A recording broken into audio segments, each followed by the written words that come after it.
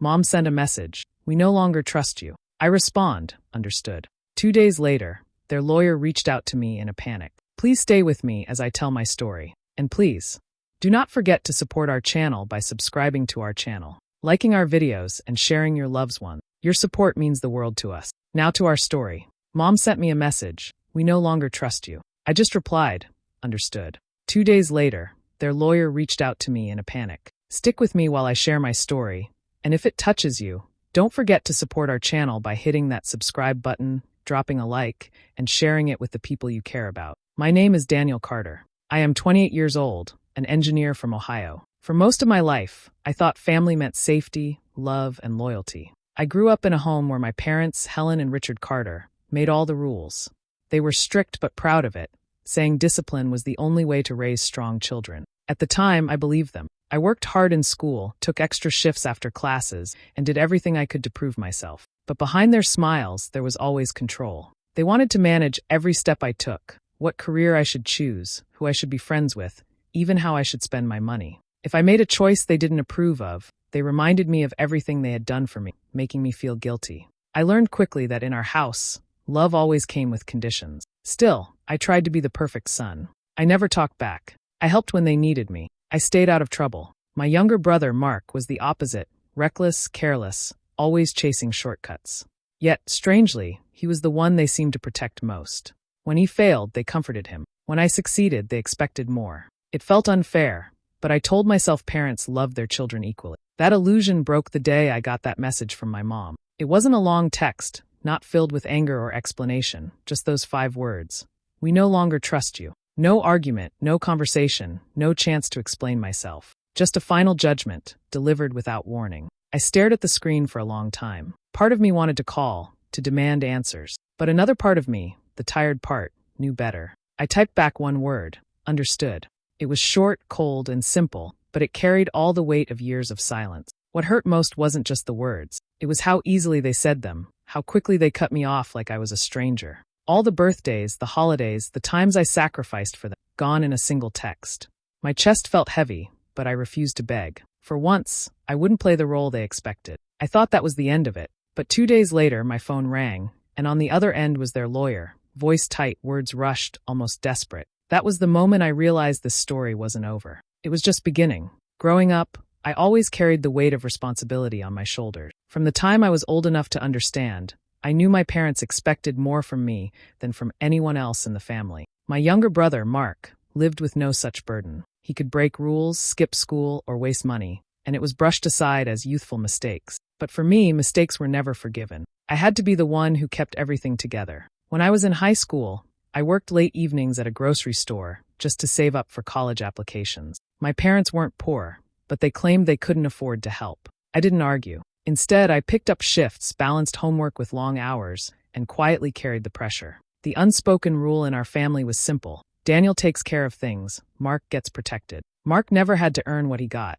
If he failed a class, my parents blamed the teacher. If he lost a job, they said the boss didn't appreciate him. Yet when I achieved something, an award, a scholarship, a promotion, it was treated as expected, never celebrated. It became clear that my worth wasn't measured by effort, but by how much more I could give. After high school, I put myself through college. I applied for grants, loans, and scholarships, and I lived frugally in a small apartment with 2 other students. While my friends went out, I stayed behind working on assignments or covering shifts at the campus library. Every dollar I earned went toward tuition or rent. I never asked my parents for help. Still, when bills piled up at home, I was the first they called. I sent money without hesitation, even when it meant cutting back on my meals. There was one winter I'll never forget. My dad lost his job for a few months, and the bills were overdue.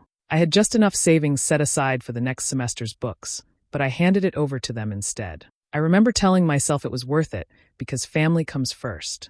I figured one day they'd see all the sacrifices and understand how much I cared. But that day never came. Mark, meanwhile, continued to live without consequence. He bought expensive clothes on credit cards he couldn't pay off. He borrowed money from friends and never returned it. Somehow, my parents defended him each time. He's still finding himself, they'd say, or he just needs a break. When I asked why they didn't push him harder, their only reply was that Mark was different and I was strong enough to handle things. For years, I convinced myself that strength meant staying quiet, holding everything in, and working harder than anyone else. I believed that if I kept proving myself, eventually they would look at me with the same pride they gave Mark so freely. I built my entire life around that hope, and in the process I ignored the truth. No matter how much I gave, it was never enough. The truth came to me in the worst way possible. After my grandmother passed away, her estate was meant to be divided fairly. She had worked her entire life, saving every penny, and she left behind money and property that were supposed to give her family some security. I thought everything would be handled through the lawyer, clear and simple. I didn't imagine for a second that my name would ever be dragged through the mud. A week after her funeral, my parents called me into their house. They didn't look sad, they looked suspicious. My mom sat stiff on the couch, my dad standing beside her with his arms crossed. Their first words weren't about missing grandma or about the will. Instead, my mom asked me how much I had taken. The word confused me at first. I thought she meant time off work or something else. But then my dad said flatly, "The accounts don't add up. We know you moved the money." I was stunned. I hadn't touched a cent of my grandmother's estate. I barely even knew the details, other than what the lawyer explained during the reading of her will. I told them this, calmly at first, then desperately when they continued pressing me. But nothing I said mattered. They had already made up their minds. What cut the deepest was their reasoning. My dad looked me in the eye and said, "You're the only one capable of pulling this off. Mark wouldn't even know where to begin. You've always been clever with money. Too clever." Hearing those words made me feel sick. They weren't accusing me because of evidence. They were accusing me because I was successful, because I worked hard, because I had learned how to survive without their help. The truth, which I didn't know at that moment, was that Mark had been draining the funds quietly, counting on their trust to cover his tracks. He knew that if questions ever came up, suspicion would never fall on him. And he was right. My parents were blind to his faults. Instead of asking him anything, they pointed their fingers at me. I left that day feeling like I had stepped into a nightmare. My whole life, I had been the one they leaned on. I had carried their burdens, paid their bills, stood by them when things were falling apart. And now, when money went missing, they turned on me without hesitation. The text came later, short and final. "We no longer trust you." I stared at it for a long time, the words cutting deeper than anything else they had ever said. It wasn't just an accusation. It was a sentence, one that erased years of loyalty in a single breath. For them, I wasn't a son anymore. I was the scapegoat. And no matter how much I wanted to fight back, all I could feel in that moment was a hollow ache, like something inside me had finally broken. When the message came, I knew there was nothing left to say. My parents had already chosen their side, and no amount of explaining would change their mind. I typed back one word, "Understood." That was it. No anger, no defense, no pleading for them to believe me. I sent it and set the phone down, my hands trembling even though my face stayed calm. On the inside, I was breaking. It felt like the ground under me had given way. Everything I had done for them over the years, gone in an instant. But instead of exploding, I let silence speak for me. I refused to fight for a place in their hearts when they had already pushed me out. I had spent too many years proving myself, begging for their approval. This time, I would not beg for forgiveness for something I hadn't even done. I started to pull away.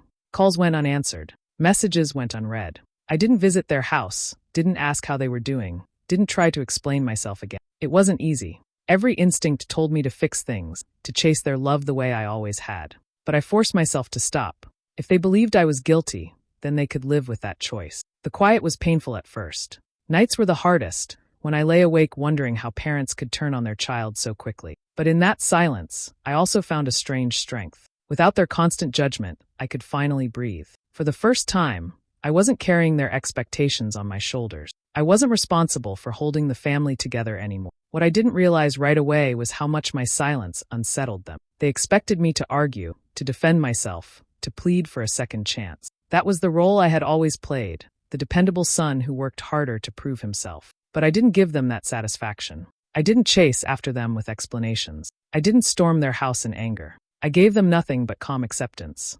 And that was something they didn't know how to handle. Days passed, and the only thing they had for me was that single word, "Understood."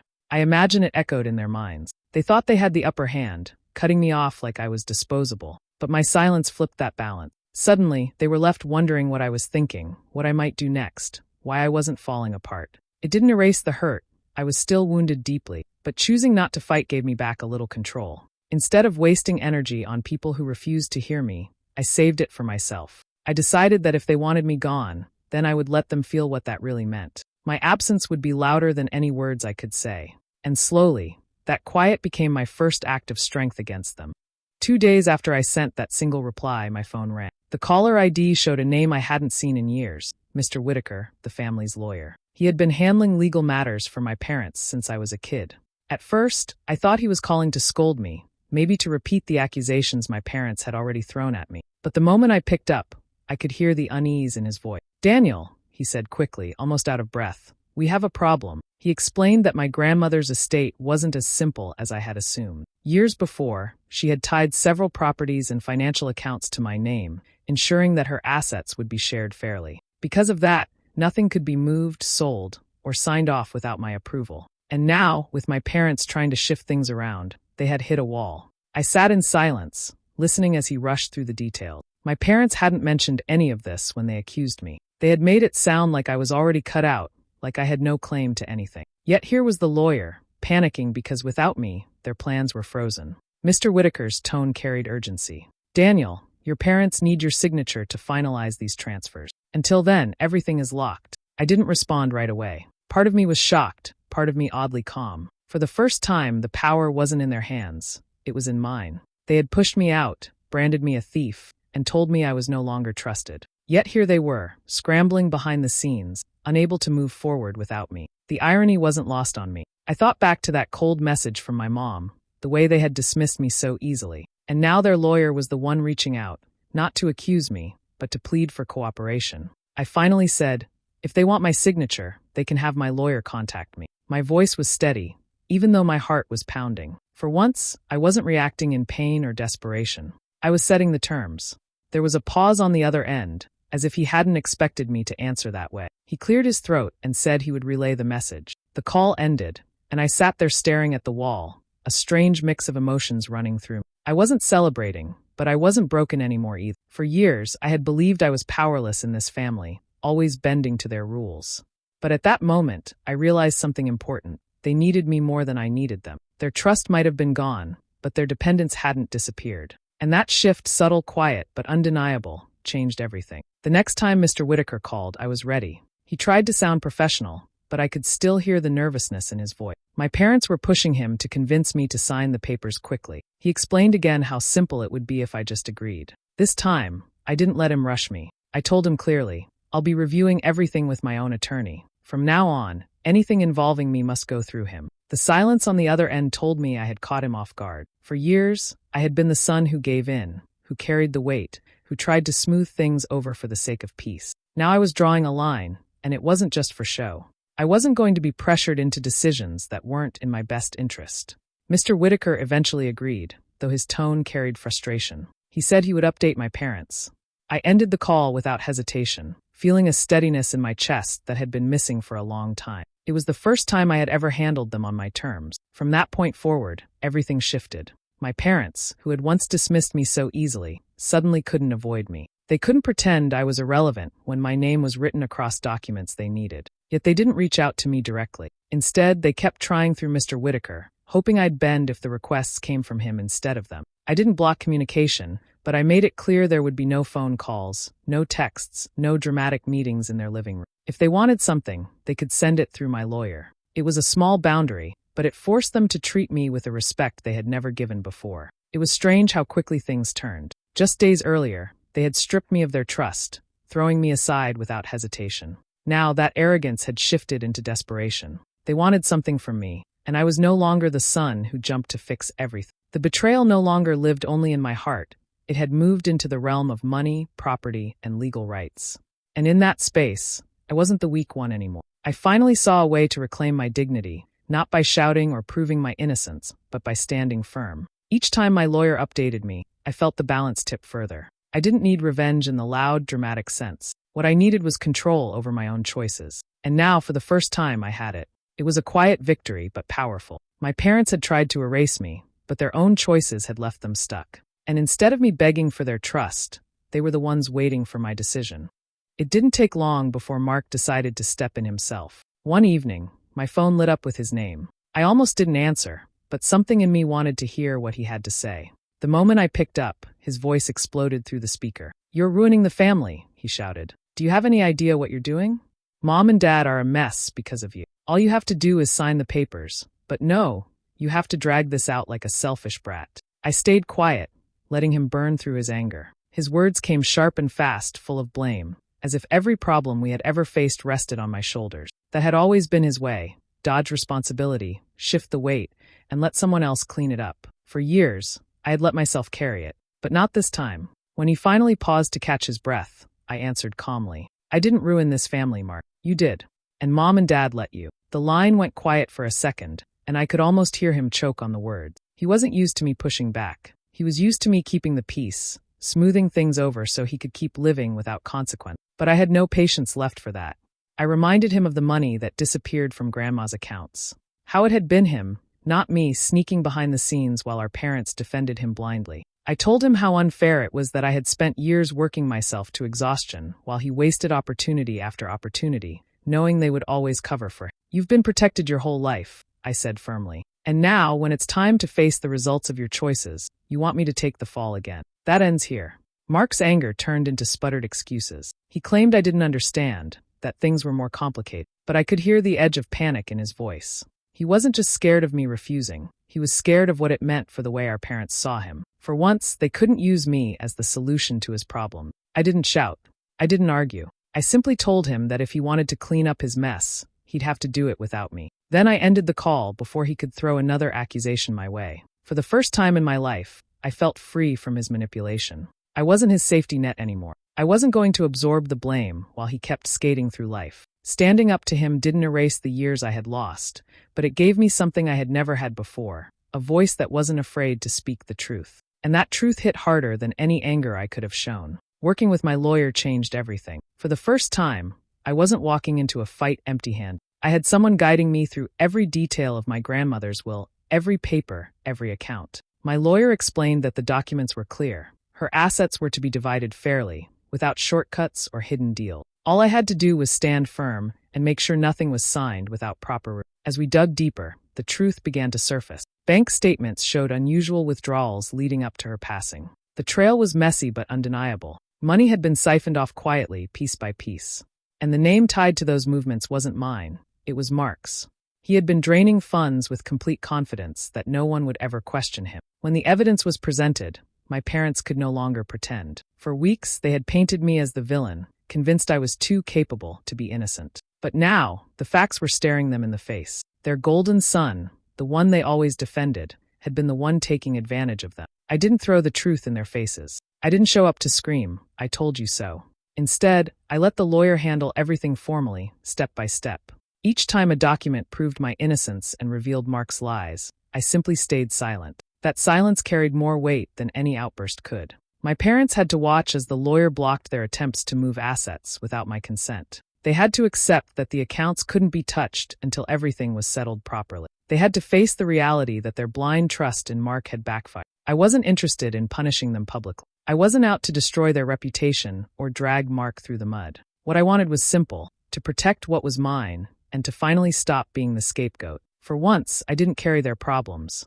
I didn't cover for Mark. I didn't fix what they broke. I just let the law do its work. And that was the quiet revenge. By refusing to bend, by refusing to sign away my rights, I undid years of favoritism. The same parents who had accused me of theft now had to rely on my decisions to keep the estate moving. The same brother who had hidden behind excuses was finally exposed for what he had done. I didn't need to shout or demand apologies. Their shame was written on their faces every time they had to go through my lawyer instead of me. Their silence told me more than words ever could. For the first time in my life, I wasn't the one proving myself. They were the ones cornered by the truth. And that truth, backed by law, gave me the dignity that had tried to strip away.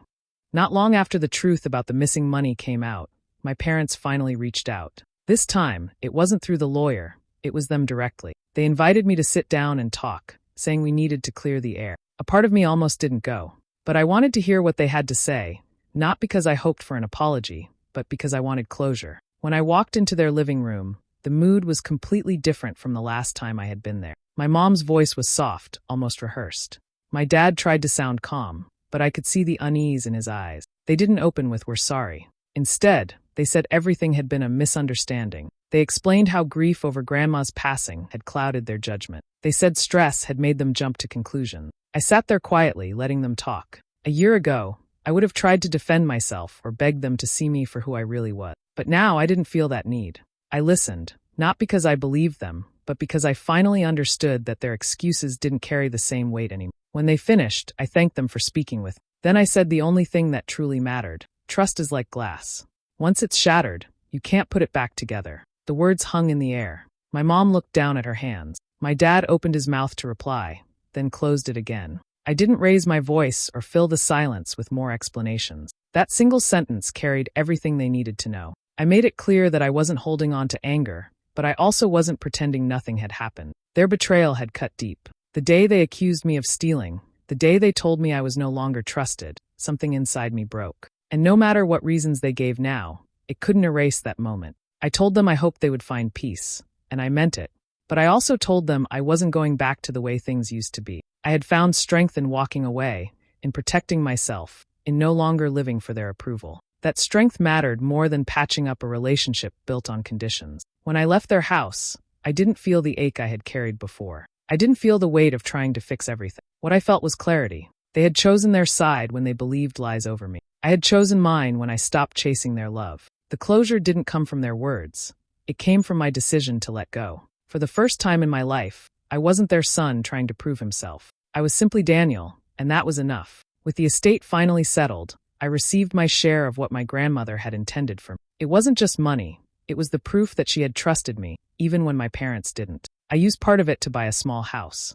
Nothing extravagant, just a quiet place with a porch where I could drink coffee in the mornings and finally feel at peace. For the first time in my adult life, I was building something of my own, without anyone standing over me, doubting my choices. Moving into that house felt like a new chapter. I painted the walls myself, fixed the yard, and slowly filled it with furniture I chose, not what someone else told me I should want. Every detail was mine. There was no judgment, no criticism, no impossible standard hanging in the air. It was freedom in its purest form. I focused on my work, on friendships that actually gave me back the loyalty I offered, and on a future that belonged only to me. I didn't spend time wondering what my parents were saying behind closed doors. I didn't waste energy asking whether they still thought I was guilty. I knew the truth, and that was enough. But I also knew something else. Every day, my parents had to live with what they had done. They had cast me out, accused me of something I didn't do, and placed blind trust in the son who betrayed them. They had to watch from a distance as I built a steady, honest life while Mark stumbled through the mess he created.